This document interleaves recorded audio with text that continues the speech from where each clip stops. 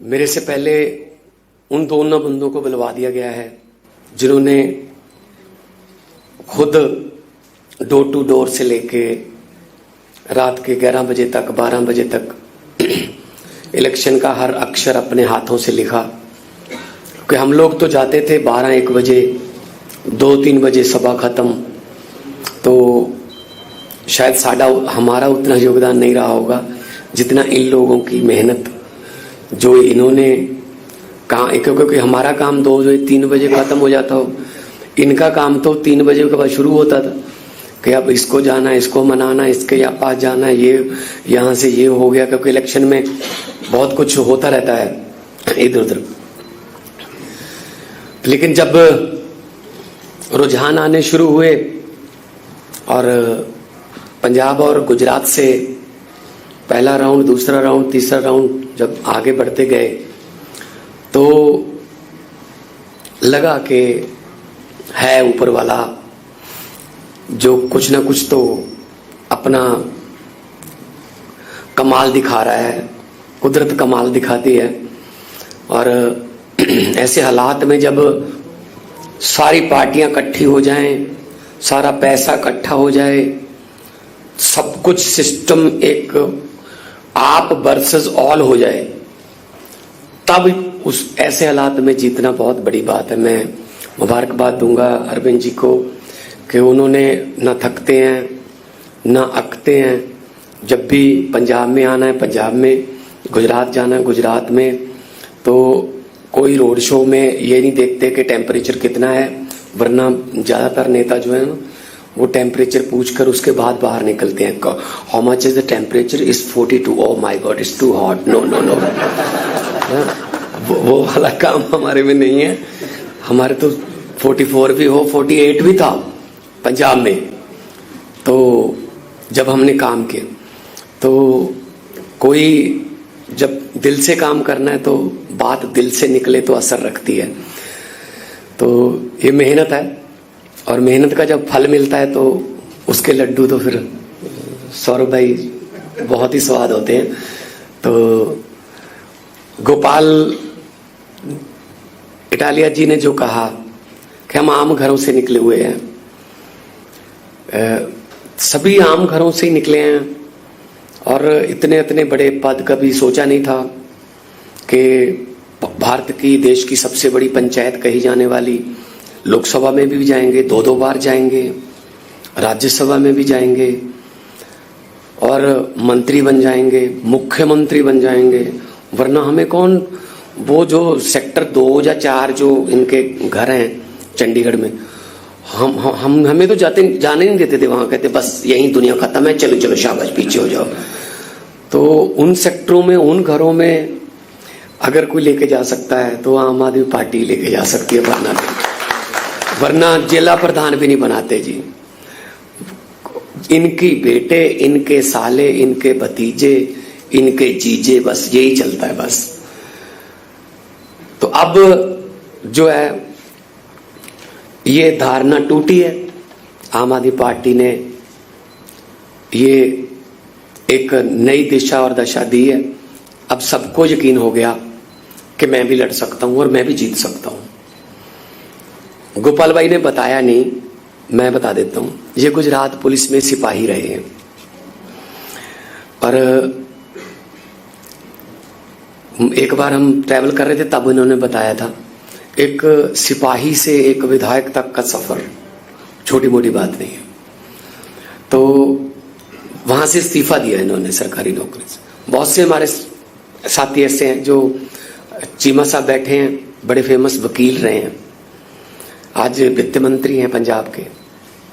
और राखी बिरला बैठी हैं, बहन हमारी, वो पत्रकार थी, जब रामलीला ग्राउंड में कवर करने आई थी वहीं रह गई बस कि ये ज्यादा अच्छा प्लेटफॉर्म है। तो आज जो राजनीति में इन्होंने अचीव किया, कमाल है। तो थोड़ा थोड़ा तो एफर्ट तो करनी पड़ती है ऐसे तो, वरना राजनीति को हमारे यहाँ ये कहते हैं कि पैसे वालों का खेल है, ये तो गुंडों का खेल है। लेकिन ये धारणा बदल दी है अरविंद जी ने। राजनीति में गंदे बंदे राजनीति में गुंडे या भ्रष्टाचारी इसलिए ज्यादा नहीं है कि इसमें ज्यादा आते हैं, ये इसलिए ज्यादा है कि अच्छे बंदे कम आते हैं। वो कहते हैं यार छोड़ो यार, ये काम हमारा बस का नहीं है, रहने दो। तो अच्छे आएंगे तो अच्छे बढ़ जाएंगे। तो ये शुरुआत हुई है। संजीव अरोड़ा जी जो 22 में हमारी सीट ही थी, अचानक से हमारे विधायक साहब की मौत हो गई, परमात्मा उनको अपने चरणों में निवास दे। तो ये बाई इलेक्शन हमें लड़नी पड़ी। तब हम 7,000 से कुछ ज्यादा मतों से जीते थे, अब हम 10,000 से कुछ ज्यादा मतों से जीते हैं। तो हालांकि वोटिंग परसेंटेज कम है, पिछली बार ज्यादा परसेंटेज वोट हुआ था, इस बार थोड़ा कम है, लेकिन उसमें भी मार्जिन इतना है कि 40% और 22%, 18% का मार्जिन। 1-2% पे सरकारें बन जाती हैं, 1-2% पे देश की सरकारें बन जाती हैं। तो बहुत खुशी हुई। पहले तो सब मीडिया वाले साथी जो हैं उनका बहुत बहुत धन्यवाद। आप आए, ये जो यहाँ आप आए हैं ना, इसका नाम है कपूरथला हाउस। ये कपूरथला के राजा का महल था। एक इधर है फरीदकोट हाउस, वो फरीदकोट के राजा का था। एक पटियाला हाउस है जो कोट बना हुआ है, वो पटियाला के राजा का था। एक नाभा हाउस भी है, वो नाभा के राजा का था। यहाँ हमें कौन आने देता था जी, तो राजाओं के महल थे। तो आज अगर हम कपूरथला हाउस में हैं तो सिर्फ पब्लिक की वजह से, संविधान की वजह से और एक अच्छी सोच की वजह से हम हैं। हमारी टीम है, हम मिलके काम करते हैं। जरूरी नहीं है हर रोज विराट कोहली सेंचुरी लगाए, कई बार विराट 0 पे आउट हो जाता है, लेकिन कोई ना कोई और बंदा जो है वो उस दिन काम कर देता है। लेकिन टीम वर्क है ये, तो एक टीम के रूप में काम करते रहेंगे।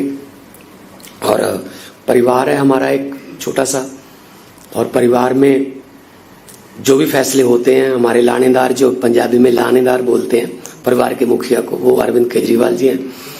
तो जो लानेदार, जो परिवार के मुखिया फैसला लेते हैं, वो अपने घर को बचाने के लिए लेते हैं, अपने घर को और बड़ा करने के लिए लेते हैं। कोई भी परिवार का मुखिया अपने परिवार को बिखेरने के लिए फैसले नहीं लेता कि मेरा परिवार बिखर जाए, जब मेरे बच्चे फ्लॉप हो जाएं। तो हम छोटे बड़े भाई हैं और बड़ा अच्छा लगा। गुप्ता जी बैठे हैं, हमारे एमएलए साहब बैठे हैं, हमारी टीम पूरी बैठी है। तो सबको बहुत बहुत मुबारक हो, और अपनी अपनी जगह पे जिसने जो मेहनत की है उसका सलाम करता हूँ, उसका सजदा करता हूँ। और यही कहूँगा कि एक शेर है कि हमारी नजर तो मंजिल पर रहती है, इन आंखों ने कभी मील का पत्थर नहीं देखा। तो मील का पत्थर तो वो देखते हैं जिन्होंने आगे 1 और किलोमीटर जाना है, लेकिन हमारी नजर मंजिल पे है। और मंजिल क्या है कि जब भारत देश जो है वो असली आजादी जो उसको एंजॉय करे। भगत सिंह जी को कभी भी ये चिंता नहीं थी, जब वो इनकलाब की लड़ाई लड़ रहे थे, कभी भी ये चिंता नहीं थी कि देश आजाद होगा या ना। कहते आजादी तो आएगी, लेकिन उनको एक बात का डर था कि आजादी के बाद देश कौन से हाथों में जाएगा, कहीं ये ना हो कि वो अंग्रेज चले जाएं, काले अंग्रेज आ जाएं। और उनका डर जो है वो सही भी साबित हुआ। 75 साल हो गए आजाद हुए, 75 साल से ज्यादा ही हो गए आजाद हुए। अमेरिका वाले मंगल ग्रह पे प्लाट काट रहे हैं और हमारे यहाँ सीवरेज के ढक्कन पूरे नहीं हो रहे भाई साहब। अभी वहीं खड़े हैं, सीवरेज का ढक्कन, टोबा, छप्पड़, और वहीं रुके हुए हैं भाई, क्योंकि उन्होंने काम किया ही नहीं कभी। अभी बात होने लगी है एजुकेशन की, हेल्थ की, बिजली की, इंफ्रास्ट्रक्चर की, नहीं तो इससे पहले तो बात ही नहीं होती थी। ये तो अरविंद केजरीवाल जी ने उनके मैनिफेस्टो बदले हैं, वरना कहाँ स्कूलों की बात करते थे, कहाँ ये अस्पतालों की बात करते थे। ऐसे चल रहा था, 5 साल तू, 5 साल मैं, अगर तू आ गया तो मुझे कुछ मत कहना, अगर मैं आ गया मैं तुझे कुछ नहीं कहूंगा। ये चल रहा था बस, नूरा कुश्ती। तो हमारे जितने भी MLA साहिबान हैं, चाहे वो गुजरात में हैं, चाहे गोवा में हैं, चाहे वो दिल्ली में हैं, पंजाब में हैं, राज्यसभा के मेंबर साहब हैं, हमारे MP साहब हैं लोकसभा के, सबको बहुत बहुत मुबारक। और मैं चाहूँगा कि हम एक टीम के रूप में काम करते रहें और आगे बढ़ते रहें और हमारे देश की सेवा करते रहें। और भगत सिंह का एक आखिरी शेर मैं सुना के अपनी जगह लूँगा। भगत सिंह जी ने कहा था कि इश्क करना सबका पैदाइशी हक है, इश्क करना सबका पैदाइशी हक है, क्यों ना इस बार वतन की सरजमी को महबूब बना लिया जाए। तो वतन की सरजमी को महबूब बनाते हैं और तरक्की करेंगे और अपना योगदान हम जितना भी हो सकता है वो इसमें डालते रहेंगे। बहुत बहुत धन्यवाद, बहुत बहुत धन्यवाद।